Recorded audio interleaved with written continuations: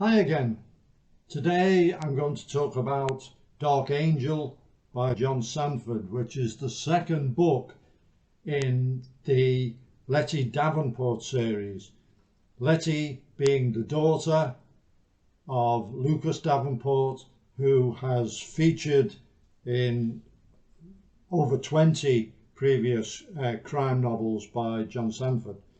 And she was introduced many years ago as a young girl about 11 years of age, whose mother is killed and is adopted by Lucas and his wife, and throughout subsequent novels she's grown up. And in the previous novel, The Investigator, we have seen her working as an investigator for the Department of Homeland Security. Now in Dark Angel, we are also introduced to Barbara Cartwright right at the beginning, and she is a CIA operator, well, an unnamed intelligence agency operator, it says in the book, but we assume it's the CIA. And she works with Letty on an operation. They get on well together. And then Letty is tasked to work with a cyber expert from the NSA, a rather nerdy type of character, to infiltrate a group of hackers who are targeting United States infrastructure. But she soon finds out that her bosses have actually lied to her, and it's a much darker and more dangerous network that she's actually up against. And in fact, it's a Russian network with a lot of muscle on hand in the country, which results in quite a bit of action. Now, Barbara Cartwright is recruited to be part of the team. Now, one of the things I would mention, I would contrast this book with a previous Lucas Davenport and Virgil Flowers book called Ocean Prey, which I also have reviewed. And the contrast is pretty stark. In that, there's an undercover operation, and Virgil and Ray Givens have to go undercover. And the preparation for this includes putting a hood on Virgil and taking him on a tour of a prison in Idaho, where he's supposed to have been incarcerated, putting him through advanced scuba diving training, and then together they set up an undercover lifestyle identity, hanging around various bars and engaging in minor drug dealing activity. This is to convince the gang that they're trying to infiltrate of their bona fides. And at the same time, Lucas is working with the FBI, and his interaction with the FBI is very authentic sounding. Now, when you contrast that with, they send Letty in the Dark Angel book undercover, but in the previous book she was in a very high profile operation, which resulted in massive press interest, and she's been on TV.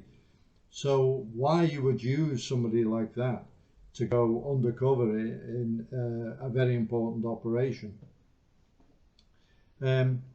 Also, why would you trust your bosses when they've already lied to you and deceived you, and you're going to be engaged in quite a lot of gunfights? And federal law enforcement is not known for having the back of its personnel to any great extent. They will usually throw them to the wolves. and there's quite a few shootouts in this book.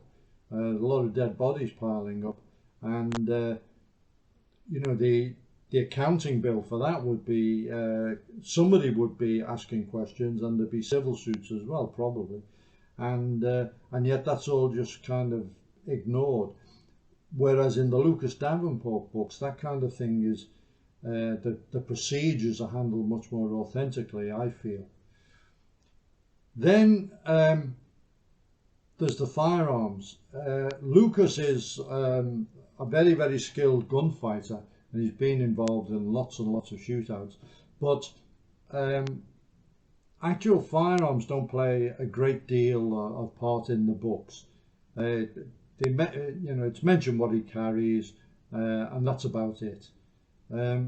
Whereas in the two Letty books, there's a lot more mention of hardware and going to the range and shooting, and obviously I don't mind that at all. I don't have a problem with it, but I feel it's sort of grafted on in a way. That sort of giving sort of some meat to the shooting fraternity who may read these books. And then there's a bit about in the DC area this ladies gun club, which Letty gets invited to by Barbara Cartwright, and it's a group of these women who work for various agencies, and they all shoot together with long guns and pistols. And to me that wasn't convincing at all, and actually Letty recruits a couple of them for this operation, and to me it seemed the kind of thing you'd see on TV rather than any level of authenticity. Having said that, I always enjoyed John Sandford's work. Obviously, with the number of books he's written and the different characters he's created, there's the Virgil Flowers series, and then there's the Kids series, and then there's a few standalones. Over the years, there will be a degree of unevenness, and some of the books I think are absolute crackers, and others are not my favourites. I do enjoy the Letty books, the two of them so far, and her character's certainly very, very interesting, and I'll be reading the next one without a doubt. I don't want to sound too critical, but it's just the contrast with some of his best works is a little bit